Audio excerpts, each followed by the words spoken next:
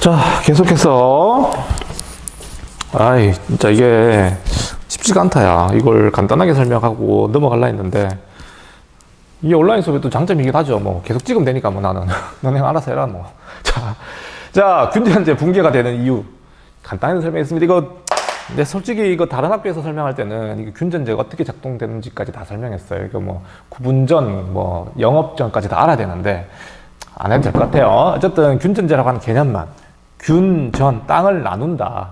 공평하게 국가가 나눠준다는 뜻입니다. 이게 부귀 시절에 우리 배웠던 부귀 때 완성돼서 시작돼서 수나라 때, 당나라 때까지 이어졌던 제도였었어요. 근데 이게 당, 현종 때 와서 서서히 붕괴되어 가기 시작했다는 거. 이유는 인구 증가. 알겠습니까? 인구 증가 때문에 더 이상 유지하기가 힘들었다. 뭔가 개혁이 필요한 시점에 도달했다라는 이야기까지 했고요. 자, 현종 때 또 다른 문제는 뭐냐면 자, 균전제를 갖다가 설명을 했으니 이제 이해할 수 있을 것 같아요. 땅을 나눠주는 이유는 뭘까? 얘들아, 국가가 땅을 나눠주는 이유는 백성들이 귀여워서가 아니죠. 알다시피 국가 재정 확보에 있어서 세금이잖아. 세금 확보를 위해서 나눠주는 거지. 야씨, 뭐 당연한 거 아닙니까? 국가가 농민들이 붕괴되어 버리면 세금 걷을 데가 없잖아. 맞잖아. 그러니까 균전제의 가장 중요한 기초는 세금을 확보하기 위해서였어요. 이해됩니까? 근데 이 균전제가 붕괴되다 보니까 다시 말하면 백성들을 또 중요한 건 이거지. 세금을 갖다가 내야 되는데 국가로부터 토지를 받아야 할 거 아니야. 근데 토지도 못 받았는데 국가는 세금을 줄여줄까? 그러면 그대로 받아갔다. 그대로 받아갔다고. 그러니까 내야 될 세금은 그대로고 국가로 받는 토지는 적고 이러면은 못 버티죠. 알겠습니까? 그러니까 땅을 버리고 도망가는 그런 농민들도 많았고 그런 식으로 이 균전제가 붕괴되면서 여러 가지 문제점이 드러나기 시작해요. 또 하나 균전제가 기초했던 또 하나 중요한 균전제 나오고 싶은데 여긴 안 나오네. 뒤에 나올 거야. 아마 뒤에 도 안 나오네. 헐, 교과서 왜 이래? 자, 다시 균전제를 교과서에서 빼버리면 어떡하니? 참 교과서 거지 같다 야. 이렇게 놓고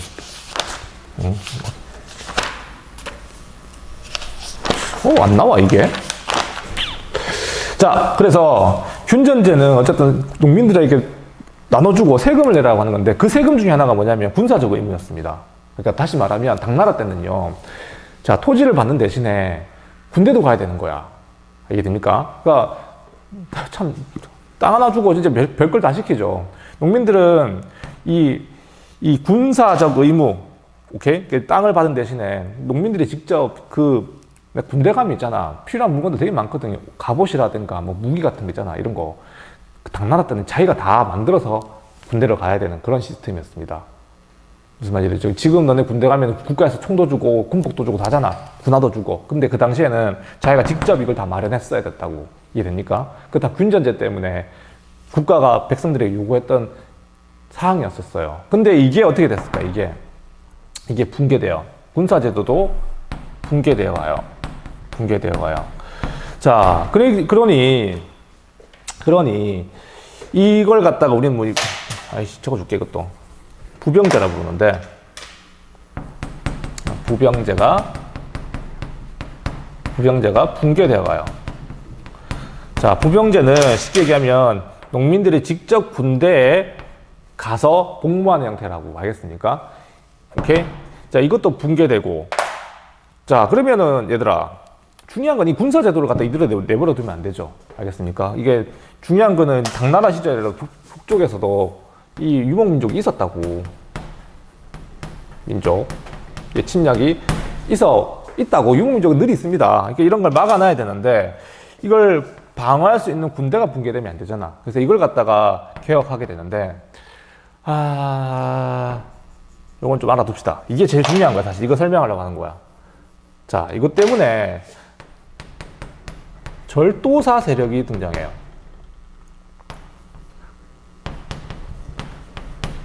자, 요거 절도사는 분명히 알아둬야 됩니다. 요거 때문에 지금 설명하고 있는 거예요. 자, 이거를 이해하는 게 굉장히 중요한 요 10세기가 열리는 중요한 단서라서. 자, 그렇죠. 우리도 군사제도 되게 중요한 겁니다. 했잖아요. 뭐 이모군란도 되게 중요했던 거였고, 절도사 세력이라, 절도사라고 하는 건 뭐냐면, 얘들아. 자, 이거는 국가가 백성들한테 군사적 의무를 요구했으니까 일반 농민군이죠, 농민군. 이해됩니까? 농민군을 갖다가 지금하고 비슷한 거래. 일반 백성들이 남자들은 군대 다 가잖아. 맞지? 군대 가서 복무하고 국가에 복무하면서 이제 활동, 우리나라 군사력을 유지해 주잖아요. 맞죠? 근데 이게 붕괴되다 보니까 사실상 북방민족을 막아내기 위한 어떤 그 방어 세력이 필요한데, 이 농민군이 사라졌으니 사실 이 절도사라고 하는 거는 요 변방을 지키는 변방의 군사예요. 변방의 장군이라고 생각하면 됩니다. 나중에는 이 변방을 지키는 장군들한테 직접 군사를 뽑아라 그래요. 오케이? 자, 이게 봐봐. 농민군하고 이 변방의 장군들이 직접 자기가 그 지역의 어떤 뭐 세금을 이용해가지고 군사력을 기르게 되면은 이건 사실상 무슨 세력과 비슷해지는 것 같아? 이거 사병하고 비슷해요. 사병. 알겠습니까? 그러니까 이 장군들이 사실상 이 만리장성이다 칩시다. 이 지역에서 유목민족과 대치하는 이 지역에서 군대를 직접 뽑아가지고 운영하다 보니까 이 장군들이 사병을 가지고 이 지역에서 세력화되어가는 그런 모습과 비슷한 거예요. 이게 제후들하고 비슷해. 제후는 왕의 어떤 뭐 친인척을 갖다가 뭐 사실상 그 지역을 세습화시키면서 그 지역의 세력화가 되는 걸 갖다 그걸 반치했다면, 당나라 시절에 이 절도사라고 하는 세력은 사실 제후는 아니지만 그 변방 방어를 위해서 그 지방에 있는 그 군사력을 갖다 자기 마음대로 운영할 수 있게 해준 그런 사람이었다고. 아유, 설명이 진짜 좀 와닿지가 않은데. 자, 요걸 갖다가 우린 번진이라고 부릅니다. 뭐라고? 자, 변방에 있는 변방에 있는 어떤 군사 시설들을 갖다가 번진이라 불러요. 이 번진을 중심으로 성장했던 장군을 갖다가 뭐라 부른다? 절도사라 부릅니다. 절도사. 그러니까 이거 제대로 통제 못하면 또 뭔 일이 발생하겠노? 유목민족하고 싸우면 문제가 없겠지만 얘들이 같이 중앙정치에 개입하면 똑같아요. 이게 중앙정치에 개입하게 되면은 이게 또 문제가 된다고. 그 당시 대표적인 이 절도사가 바로 누구였냐면 안녹산, 사사명, 특히 안녹산입니다. 안녹산에 부하했던 사사명인데 얘네들이 나중에는 반란을 일으켜요. 이걸 갖다가 우리는 뭐라 보냐면 안사의 난이라 부릅니다. 자, 이제 당나라가 붕괴되어 가는 과정입니다. 우리가 다시 당나라를 갖다가 정리하자면 태종 때 윌령이 완성되어 토지제도, 군사제도, 정치제도 내가 설명 안 했지만 삼성육부제도 이런 것들을 나중에 설명해 줄게요. 토지제도, 군사제도 여러 가지 어떤 제도들이 완성되었다가 현종 때 와서는 서서히 붕괴되어 가기 시작하는데 나름대로 개혁은 해 나가기 시작해요. 이 뭐 토지제도를 갖다가 양세법을 시행해 가지고 좀 개혁한다든가 여러 가지 어떤 개혁을 통해서 당 제국을 갖다가 재건국했다고 볼 수 있을 정도로 굉장히 좀 개혁적인 모습을 많이 보여줍니다. 알겠습니까? 그 다음에 이 부병제가 붕괴되면서 절도사를 등장시켜서 지방 변방을 갖다가 방어하는 건 좋았으나 결국에는 이 절도사 세력이 특히 안녹산이 일으켰던 이 난 때문에 이 당나라 내부 문제까지 다 설명하면 너무 길어지니까 뭐 환관 나고 이러면 너무 복잡해져요. 하여튼 이 내부 문제 이런 장군들이 지방의 변방 번진에 있던 장군 절도사들이 개입하면서 일어났던 게 안사의 난이라 부릅니다. 이러면서 당나라는 서서히 붕괴되어 가요. 이제는 이제 망한 건 아니지만 이제 약화되어 가는 거지. 약화. 황제권이 약화된 거죠. 이런 번진들 때문에. 알겠습니까? 사실상 이 현종 때 이후에는 원래는 번진이라고 하는 것은 변방 지역에 존재해야 되는 그런 군대라고 보면 되는데 이게 나중에는 안에까지 들어오게 됩니다. 알겠습니까? 내지 번진이라고 부르는데 내지에도 이런 이 번진들이 설치가 되면서 절도사끼리 어떤 힘의 균형 때문에 겨우겨우 유지되는 게 이게 당시 당나라의 모습이었어요. 이해됩니까? 결국 이러다 보니까 얘들아 똑같아요. 이런 내지에 만들어진 이런 절도사들이 나중에 자기들 군사를 강화시키려고 농민들을 뜯어가잖아, 맞지? 똑같은 현상이에요, 이게. 뜯어가면서 농민들이 살기 힘들어지게 되게 되고, 결국 난을 일으키게 되겠죠. 예. 이게 황소의 난이라 부릅니다. 황소의 난을 계기로 하여 당나라는 급속히 붕괴됩니다. 붕괴되죠. 알겠습니까? 결국 이 황소의 난을 진압하려고 했었던 주전충이라고 하는 사람이 있어요. 주전충이 이 당나라를 갖다가 멸망시켜버렸죠. 얘도 절도사예요, 절도사. 알겠습니까? 얘가 이제 결국 당나라를, 황소의 난을 진압하기 위해서 등장했던 이 주전충이었는데, 결국 당나라를 문닫게 만들어버렸던 세력이 바로 절도사 세력이었다. 자, 중요한 건 얘들아, 이 절도사라고 하는 개념만 일단 알아둬야 될 것 같고, 자, 이 10세기가 열리게 됩니다. 당나라가 멸망하고 난 뒤에 이제 어떻게 전개가 되는지를 간단하게 설명하겠는데, 자, 이제 지도를 또 그려야 되겠죠. 쭉, 알까기. 자, 이 지도, 맨날 그리는 지도. 자, 우리가 요것만 설명하면 일단은, 북방민족이 등장하지도 않았습니다. 알겠어요?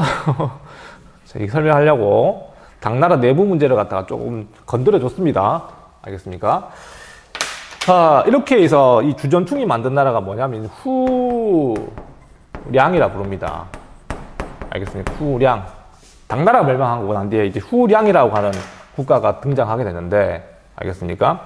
자, 후량이 건국되는 이 시점에서 다시 또 이 절도사들이, 각 지방에 있는 절도사들이 다 나라를 세워요. 이해됩니까? 당나라가 망한 거야. 알겠습니까? 당나라가 망하고 난 뒤에 그 지방의 장군들이 나도 나라 만들래? 해가지고 나라 막 세워. 알겠습니까? 그걸 갖다가 우리는 5대 10국이라 불러요. 이쯤 되면 막 헷갈리죠? 5, 16국 나오고 난리가 5대 10국 나오고, 나중에 우리가 처음에 이제 배웠던 춘추전국 시대까지 이해할만 했어.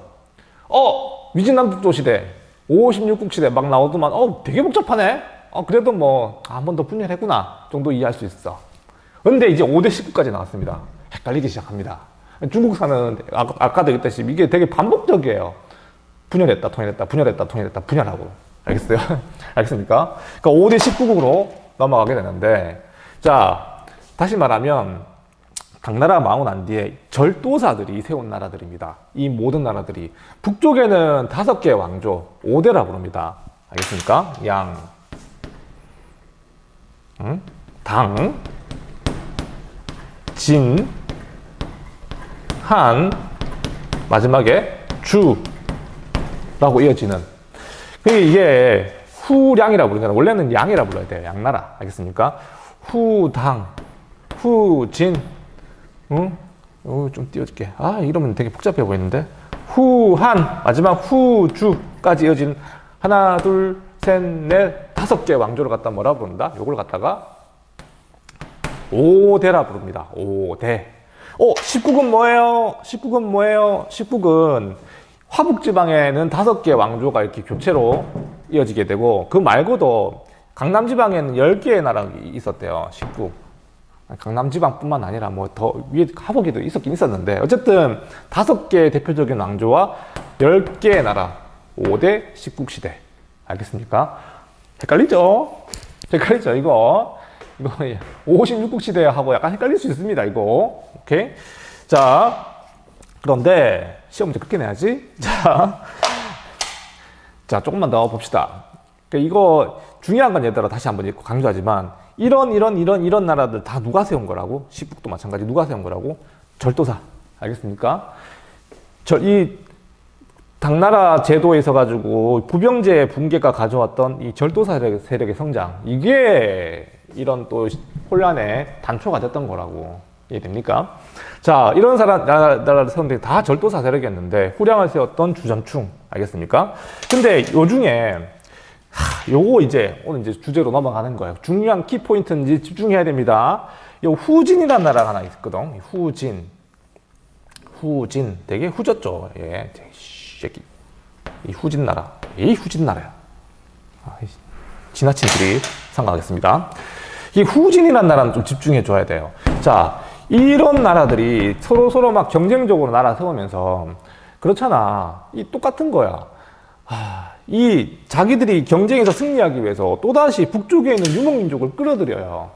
자, 드디어 등장한 거야. 북방민족.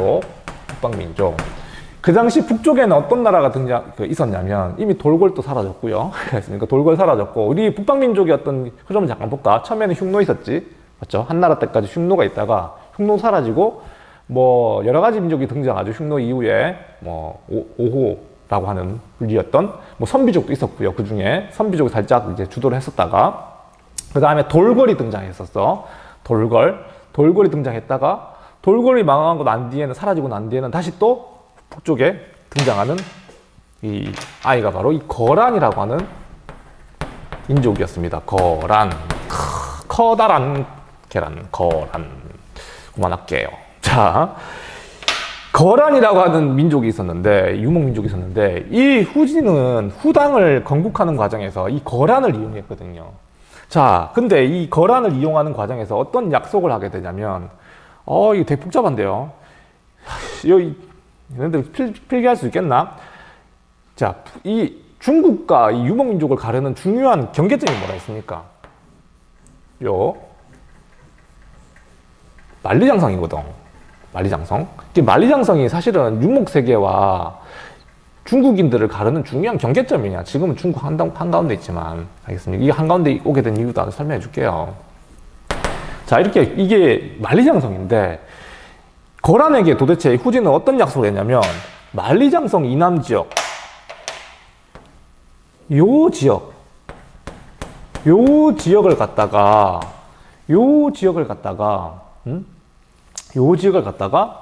거란에게 넘겨주는 아름다운 약속을 합니다. 알겠어요? 드디어 유목민족이 이 지역을 갖다가 공식적으로 지배할 수 있는, 그, 단초를 준 거죠. 이걸 갖다가 연운 16주라 불러요. 연운 16주. 알겠습니까? 연운 16주. 이 지역을 갖다가 누구에게 넘겨준 거야? 거란에게. 넘겨주고, 후진을 건국하게 된 거예요. 아니, 건국했다기보다 이제 좀, 주도할 수 있었던 거지. 이 누구냐면 석경당이라는 사람이었거든? 석경당. 너네 이거, 너무 복잡하게 적어가지고 애들이 포기할 것 같다. 그냥 한판 지우고 갈걸. 괜히 복잡해 보이잖아. 자, 중요한 건 5대 19기 진행되는 과정에서 중국이 유목민족에게 넘겨준 땅이 있다. 그게 뭐라고? 연운 16주라고 하는 땅. 알겠습니까? 이 지역을 갖다가 거란에게 넘겨주게 되었다는 이 사실. 그러니까 후진 이후에 이 지역은 누가 지배했었다? 거란이 지배하고 있었습니다. 물론 과거에 유목민족이 중국을 지배했던 적 있잖아요. 북위 같은 나라 있었잖아, 맞지? 그거과는 좀 생각이 달라. 그러니까 거란은 만리장성을 넘어 들어와가지고 수도를 여기서 나라를 세우고 그게 아니고 자기들의 수도가 따로 있습니다. 상경이라고 있어요. 상경. 그러니까 여기에 수도를 두고 있으면서 이 지역을 갖다가 잡아먹은 거예요. 알겠습니까? 그래서 거란의 통치라고 하는 게 조금 독특합니다. 알겠습니까? 그게 이제 다음 시간에 볼 주제입니다. 오케이? 자, 어쨌든 연운 16주가 누구의 소유로 떨어지는 과정? 거란의 소유로 떨어지는 과정. 5대 19과 관계 있다. 5대 19의 정계 과정과 관련이 있다. 여기까지만 정리하면 되겠습니다. 끝!